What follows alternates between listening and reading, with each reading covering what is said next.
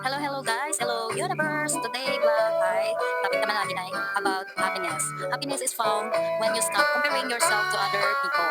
Ayan guys. Mayroon po tayo dito. Pag-usapan na naman natin ang kunting tips lang po ito. Meron ako ditong 12 steps to happiness. Ayan. Ngayon po ay yan, kailangan naman natin na talakayin na naman ngayon ang topic natin na about happiness. Ayan. Unang-una po dito ay thanks. Yan, pagpapasalamat. Thanks someone and be appreciate towards your colleagues every single day. Ayan. Ang simpleng pagpapasalamat guys sa ating mga kaibigan, friends, family, kung kanino mang tao ay nakapagbigay ng kaligayahan sa kanilang mga puso. Simpleng pagpapasalamat.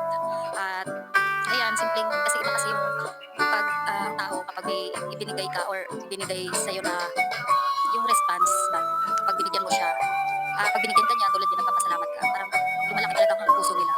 Natutuwa. Ayan. Next po natin ay give. Pagbigay. Give the something to another person or make it possible for other to offer gifts. Ayan. Pagbibigay ng regalo, mga simpleng bagay, tulad yan sa my birthday. Yan, magregalo ka ng cash, o diba, saya-saya niyan. Sure lang. Ayan, syempre talaga namang masaya.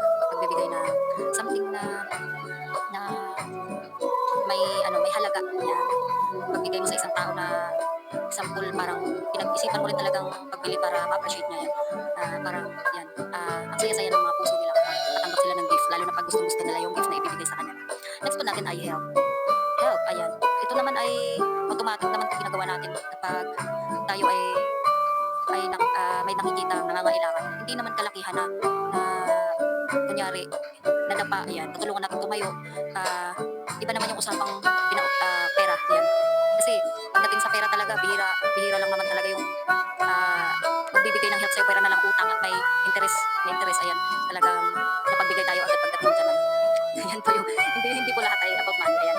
Help, minsan pagbigay mo ng mga konting advice sa mga tao, down na, tulungan natin sila na magiging mapag-isip sila na happy lang ba? Happy. Yan, buhay, happy lang. Yan, next po natin ay eat well. Ayan. Kumain tayo ng tama, masustansya, ah, good, healthy foods. Yan, na pwede natin kainin na nandito lang sa ating pagkainan. Hindi naman natin kailangan maghanap ng social o sobrang mahal na pagkain. Marami tayong pagkain na pwede lang natin itasin dyan sa ating bakuran. Yung mga talbos yan, yun yung mga healthy na pagkain. At kumain tayo ng tama. Siyempre, iwasan natin yung mga pagkain na nagdudulot sa atin ng hindi maganda sa ating katawan. At next natin ay exercise. Ayan, gagawin natin yan palagi exercise. Ayan, kailangan din talaga natin ng regularly time na makapag-exercise ang ating katawan. Huwag lang laging kain ng masasarap. Kailangan din yung kasama exercise. Diba? Related din yan sa topic natin last na it's secret of health. Ayan. Next po ay rest. Ayan, rest. O diba, last topic din natin yan. So, kasama pa rin talaga siya dun sa it's secret of health. Rest will sleep sufficiently and enable colleges to refresh their minds. Para magiging presko ang ating utak, no? Hindi tayo makapag-isip ng mga kung ano-ano, makapag-isip tayo ng maayos, kapag kumpleto yung ating tulog, makapagtrabaho tayo ng maayos. Ayan, maganda ang takbo ng ating araw-araw kapag tayo ay maayos, kumpleto ang ating tulog. Next po ay experience. Ayan, experience, ayun yung mga experience ay like mga bago natin na-encounter na mga ginagawa. Yan, tulad ng new things na bagay. Sa labas, yung makikita natin, no, yung tulad yung naglalakad lang tayo, yung mayroon tayong nakakasalamuhan na iba't ibang tao, iba't ibang uri ng tao, nakikita natin sa paligid o kaya sa trabaho natin, yung mga bagong experience tayong nagagawa. Yan. Next po ay hike. Hike, yan. Kailangan natin yung gagawin. Parang relate din siya sa exercise kasi yun po ay kailangan gawa din tayo sa outdoor. Ayan. Enjoy the nature and allow people to escape from the office and the city. Kumbaga, huwag lang puro trabaho. Kailangan din natin mag-activity outdoor. Ayan. Kasama ng ating mga kasamahan sa work, ng ating family or mga kaibigan natin. Kailangan din natin na namamasyal ba. Hindi man lahat pwede ay nag-hiking, pero yung pasyal sa nature, yan. Next, meditate. Ayan. After exercise natin ito, ay ginagawa natin yan, ang pag-meditate. Kasi napakasarap sa pakiramdam na ginagawa yan. Parang yung mind mo, body, nare-relax talaga. Need music na relaxing music. Kasabay niyan ay parang ang mga toxic sa katawan mo ay lumalabas din, parang nawawash out din talaga.